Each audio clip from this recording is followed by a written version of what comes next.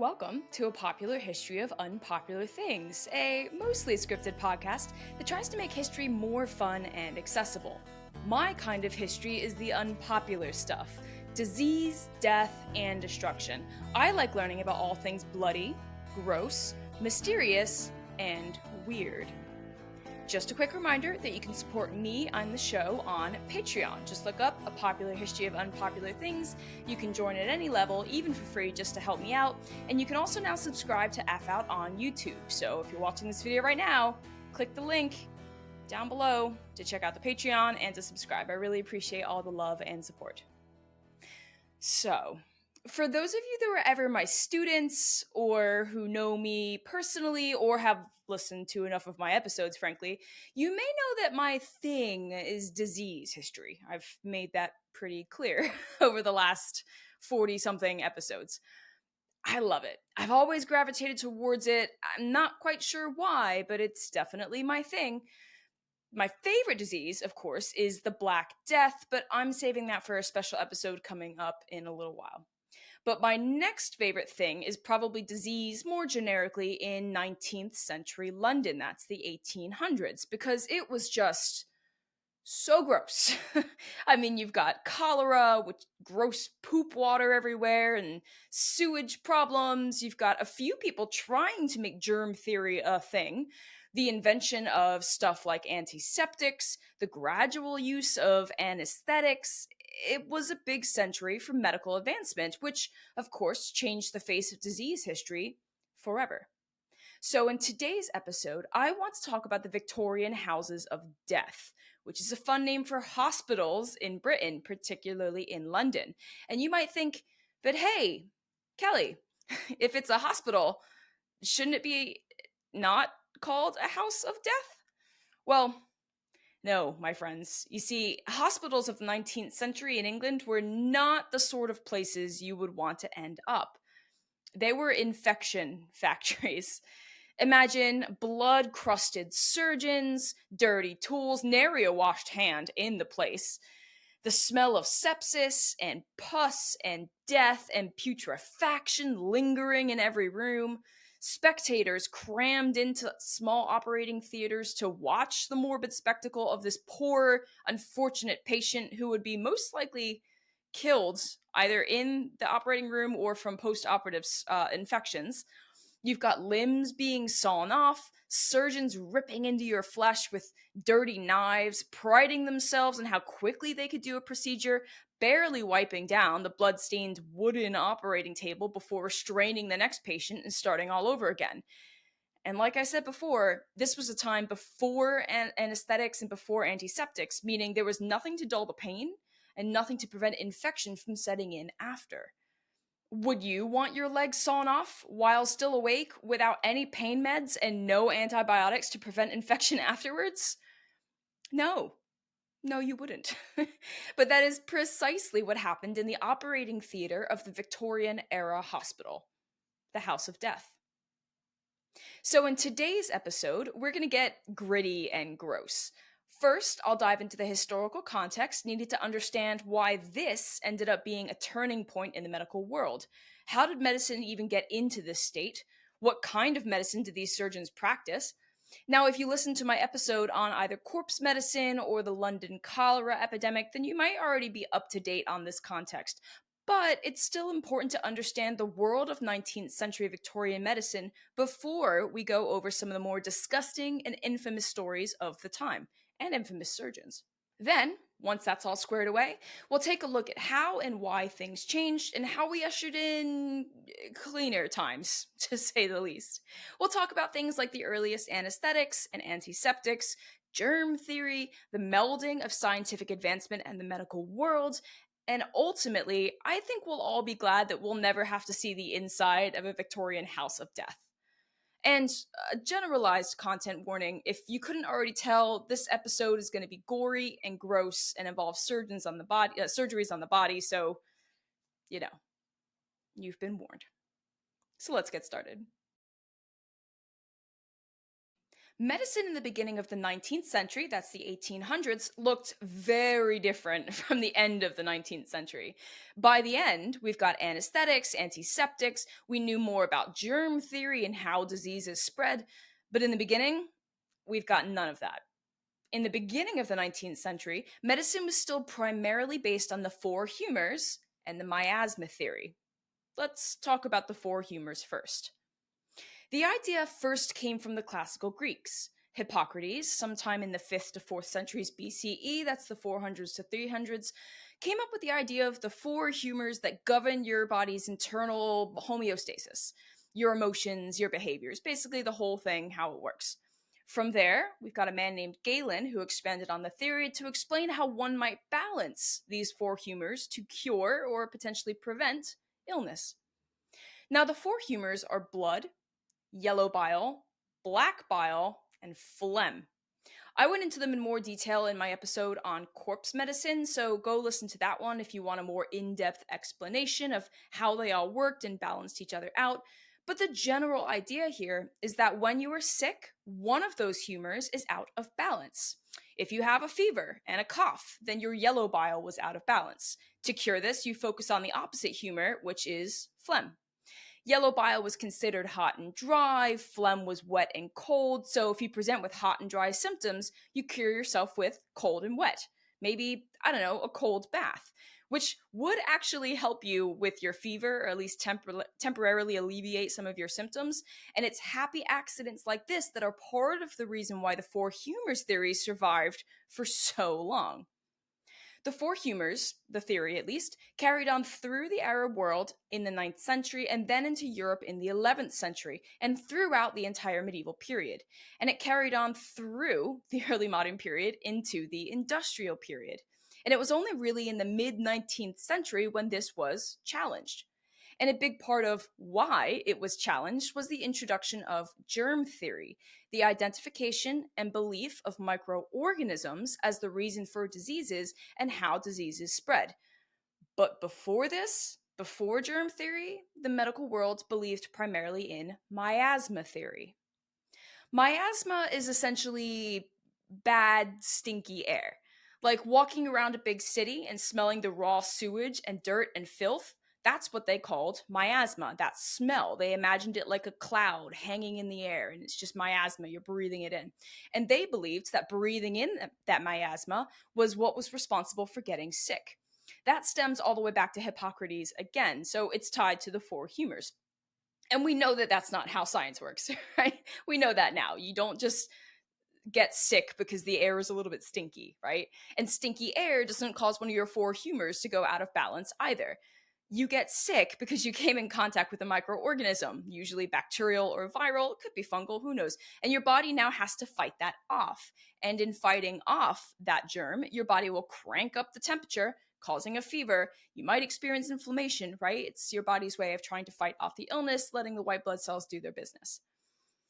But these theories, miasma, the four humors, they persisted for so long because it could kinda be attributed to what was happening. So, for example, let's say that you're down on your luck and you're living in squalor in Victorian England. Maybe you live in a Dickensian workhouse, which is the worst place to be. Go listen to my episode on Jack the Ripper for more information on workhouses. So, let's just say you live in a dirty, rundown area. There are fleas everywhere. There's dirt on the streets. There are pots of urine and feces tipped over in the middle of the road. There's animal dung. There's rats. You get the picture. And the workhouse where you live and work is just an extension of this. It's not any cleaner inside. It's dark, it's dingy, it's nasty.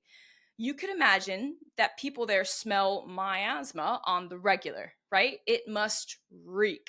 Really, really funky. And when people got sick, they're like, well, yeah, that makes sense. Miasma. It smells rotten there. People are sick there. People must be sick because it smells rotten. But in reality, it's not the smell that makes people sick, it's the source of the smell, the germs, the microorganisms, disease in general. But since we can't see germs with the naked eye anyway, we can't see microorganisms, we didn't really have the knowledge to believe anything different. All people knew is that where miasma persisted, People were often sick, so therefore it must be the miasma. And that is the world at the heart of today's story. And I'll be pretty much focusing on London here, but most Western cities operated in this way with the belief in miasma theory and the four humors. And as such, medicine and surgery were not super great. Because people didn't understand about germs, they weren't super paranoid about cleanliness in hospitals like they are today, or at least they should be. They didn't have the knowledge or the science to understand that dirty, blood encrusted knife that you just used on Joe over there is covered in germs. And by not washing and sanitizing that, you're spreading Joe's germs to Bob. And those germs will likely kill Bob of a postoperative infection. Now, one more thing I want to talk about before we get into the houses of death themselves was how the medical world was structured. Who was actually in there doing the surgeries, right? Now, at the top of the medical hierarchy were the doctors and the physicians.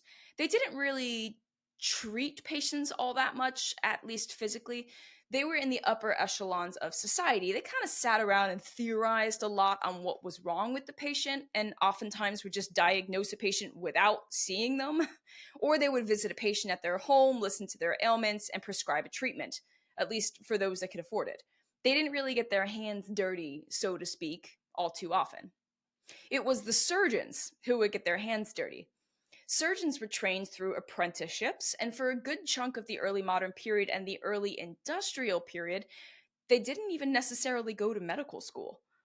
This started to change in the first part of the 19th century, but traditionally they were given on the job training as an apprentice. As Lindsay Fitzharris writes in her book, The Butchering Art, quote, "The surgeon was very much viewed as a manual laborer who would use his hands to make a living, much like a plumber today. Before 1848, no major hospital had a salaried surgeon on its staff, and most surgeons, with the exception of a notable few, made very little money from their private practice." End quote. They were butchers, the ones going in and amputating limbs, or ripping out teeth, or removing things like kidney stones by cutting straight into the bladder. And boy, do I have a disgusting story to share later that will make all of the men watching this podcast cringe. For real, you're not gonna like it. Sorry. Underneath the surgeons in the social hierarchy of the medical world, I suppose, we have the apothecaries, the ones who mixed and dispensed the drugs and medicines. We would call them a pharmacist here in the US or in a big chunk of the world, but you do still hear apothecary being used a lot in Europe.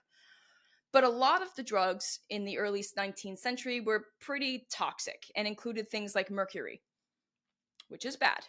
You should not be consuming mercury or touching it, frankly, because you're gonna die. It's not good. So oftentimes, the drugs that were supposed to cure you just made you worse in the long run. And then you might have a hybrid underneath that in the social hierarchy of the medical world, the surgeon apothecary, which is kind of like today's general practitioner. If you go to the urgent care place down the road, that guy might just be your general practitioner, right? It's the person who's going to treat you quickly and get you a prescription for antibiotics and move on, just all at once. So there we are. Oh, and this is a really good time for a public service announcement. It's not an ad, it's just me trying to make sure that you stay alive. You only need to take antibiotics to cure bacterial infections. They don't work on viruses. You should not take them if you don't have a bacterial infection because they won't work well over time and your body might become immune to it. The germs in your body will no longer be killed off by the antibiotics. They might learn how to fight it and they'll become useless. And if you are prescribed antibiotics, you need to take the entire course of them, even if you start feeling better after the first 24 or 48 hours, because otherwise, again, the bacterial infection might just get used to it. It won't go away. And if it comes back, it might be resistant to that antibiotic next time you try to treat it. So just be safe out there. Now, over time, starting in 1815, surgeons went from poorly trained technicians ripping into flesh to modern surgical specialists. They were required to go to medical school, attend lectures, work in hospitals, get some hours in, do some professional studies and clinical work. be properly educated in how to be a doctor and surgeon. And eventually, change would come and things would get more sanitary in the operating room.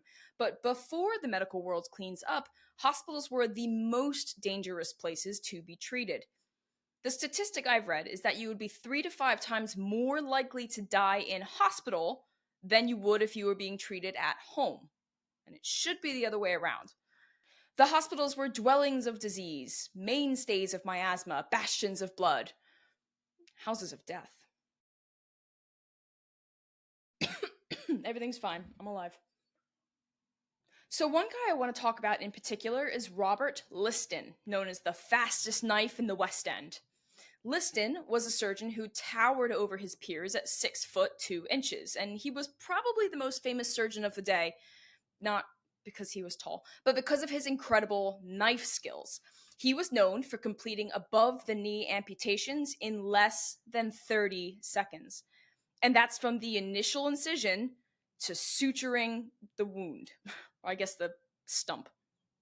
Take a second to think about that. An entire amputation with sutures to seal it off in 30 seconds or less. I don't know whether I should be impressed or horrified. A little bit of both. And I'm not just taking a stab here, no pun intended. He would tell his medical students, quote, "Time me, gentlemen, time me." He was proud of being quick at amputations. So here are some of the stories associated with Robert Liston, the fastest knife in the West End. And I'll give you a general warning here in case you're listening to this with kids around or something. There's a lot of mention of male anatomy coming up. It's educational, but there we are, just so you know. Male anatomy on its way in. So let's get right to the meat of this then. Once, he sliced off a man's testicles while doing a leg amputation because he was moving his knife too quickly. Whoops. Another time, and this one is somehow even worse and will make all of the men listening to this really, really uncomfortable. He was once removing a man's bladder stone. First, he strapped the guy down to a wooden operating table because he was absolutely terrified and didn't want to be there, which is fair enough. I probably wouldn't want to be in a Victorian House of Death either.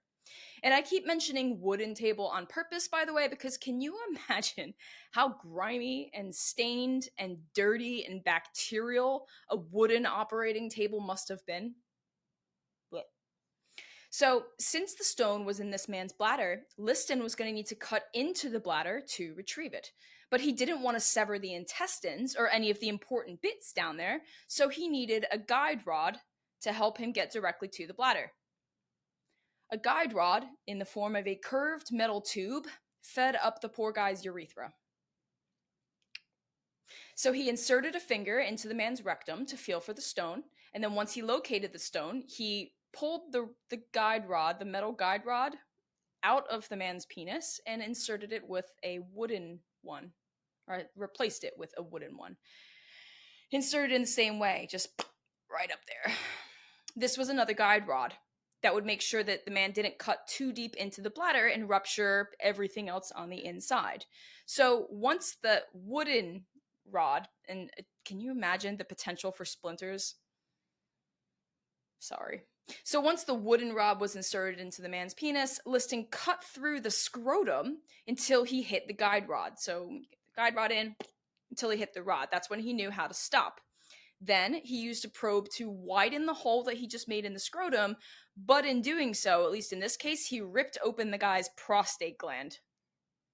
But he was able to get into the bladder, so he pulled the wooden penis guide rod out, took a pair of forceps, removed the bladder stone, stitched everything up. And all of this was done in 60 seconds, which is shorter than the time it took me to explain the procedure, probably. Let's just take a moment to think about that entire process happening fast enough to be done in 60 seconds.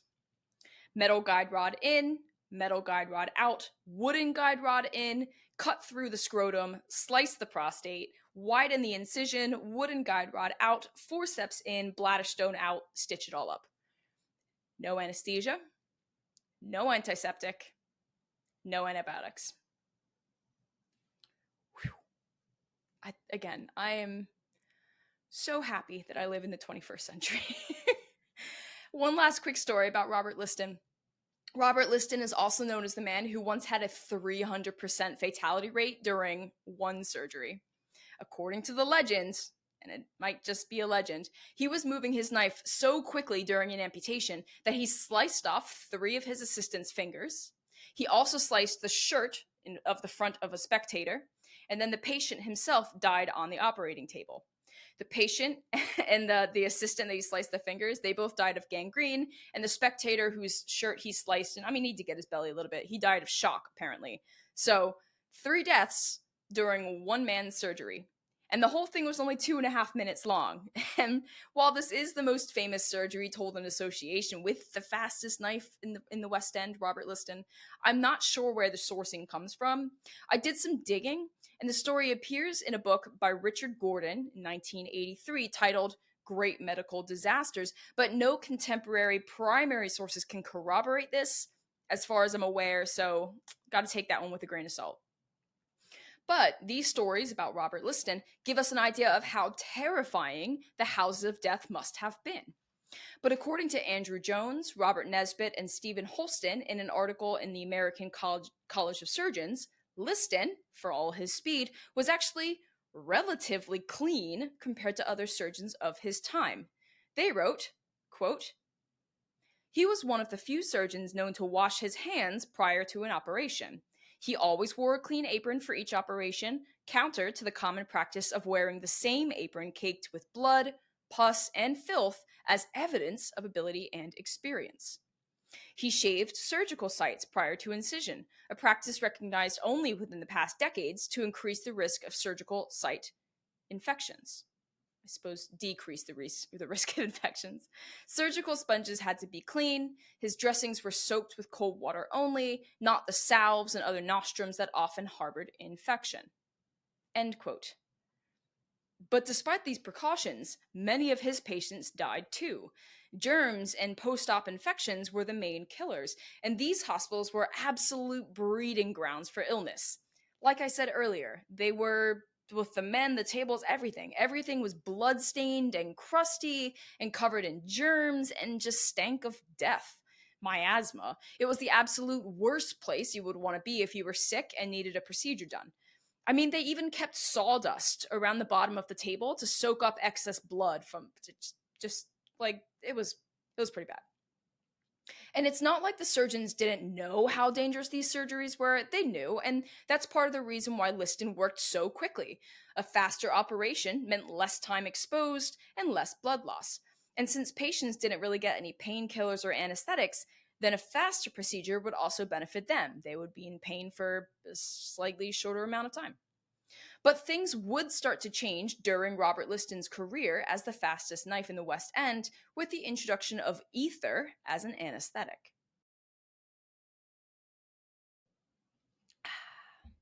Good coffee. Just right. Other than the whole 300% fatality rate story, Liston's other really famous surgery took place on December 21st, 1846, at the University College Hospital in London. The first surgery in Britain that used ether. Now, according to Dr. Fitzharris, ether was discovered in 1275, but it wasn't used for its anesthetic properties until 1540 by a German botanist. From there, a man named Paracelsus experimented with ether on chickens, noting that it knocked them out, but it didn't hurt them. And if Paracelsus sounds a little familiar, I did mention him in my episode on corpse medicine and again in the dancing plague in Strasbourg, 1518. Those episodes came out a while ago, so if you're new, you might have missed them. Go check them out. Now, the first use on a person was in the US by a man named Crawford Williamson Long, who I believe was a dentist who extracted a tooth while the person was given ether. And once that first trial was successful, Liston decided to try it on one of his patients. The man in question, the patient in question, was Frederick Churchill, a butler born with a bone infection, chronic osteomyelitis of the tibia. He'd seen Liston several times before the surgery, and in one of those times, Liston opened him up and poked around a little inside of his leg, but that just caused more infection, and it got to a point where the man needed amputation. Now, after Liston's assistant knocked this guy out with the ether, Liston yelled, "Now, gentlemen, time me," and he got to work. And it only took 28 seconds to amputate and suture this limb, this now amputated leg. And the timing by itself is incredible, but the people watching were used to the quick timing. What was more impressive was that Churchill didn't wake up once during the surgery. He wasn't screaming in pain. Reportedly, when he did come to after the surgery was over, he asked when it would begin. Pain-free. Now, sitting in the audience of this very, very important first use of ether in the UK, right, was an inspiring medical student named Joseph Lister. Does his name sound like something? Lister? Listerine? Joseph Lister was impressed by the anesthetic, but he was more interested in the post-operative infections that were killing a good chunk of patients, regardless of the use of ether. The age of pain was over with the invention and efficacy of things like ether, but that didn't stop people from still dying from infections. And in fact, death by post-op infection got even worse for the 2 decades after ether was first used. As Fitzharris puts it in her book, quote, "With their newfound confidence about operating without inflicting pain, surgeons became ever more willing to take up the knife, driving up the incidences of post-operative infection and shock." End quote. Surgeons were still using the same instruments on each patient without cleaning them, so that would just spread infection from one person to another. And this is what Joseph Lister focused on: how to reduce the rate of infection and the spread of that infection. I also have to mention that at this period of time, there was a huge cholera outbreak in the years after ether, but before antiseptics, which also contributed to the rising death rates in London. The whole John Snow Broad Street pump story was the mid-1850s, so that's right in there too. And if we take a step back and we place all of this in context, the London cholera outbreak of 1854 also raised a lot of questions about the origin and spread of disease. If you haven't listened to my episode on that, go have a listen. That was one of my earlier ones. It was pretty fun. Very disease heavy. Now, in the decade after cholera, and 2 decades after the first use of ether as an anesthetic, we finally see the first antiseptics on the scene in London. But we actually have to go back a little bit further to a scientist named Louis Pasteur if we're talking antiseptics. Louis Pasteur might sound familiar because he also is known for pioneering the process of pasteurization, heating liquids to high temperatures to kill off any bacteria and then cooling it. It's what happens to most milks, right? But he was also a big proponent of germ theory, the idea that microorganisms cause disease, not miasma. And so, Pasteur spent his scientific career focusing on microbiology. He's also known for the rabies vaccine and the vaccine for anthrax, by the way. So, thanks, Louis Pasteur. And by anthrax, not the band, the disease. Now, after his study of antiseptics, he determines that washing wounds with carbolic acid helped kill microorganisms that cause disease. He then recommended that surgeons wash their hands, clean their instruments, and do their best not to bring these microorganisms from one patient to another. Building off of this, Joseph Lister helped pioneer carbolic acid in the form of phenol as a disinfectant.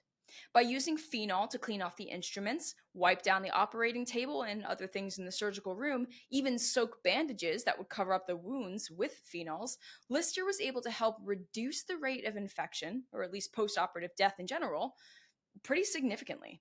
By 1910, mortality rates from post-op infections fell from 40% down to 3%. This helped prove that germ theory was legitimately a thing and show that it was in fact microorganisms causing the disease, not miasma. And by killing off the bad germs with antiseptics, cleaning instruments, washing hands, treating bandages, it was possible to keep more patients alive. And thank goodness for that. Again, I am so glad that we live in the 21st century and not the 19th century.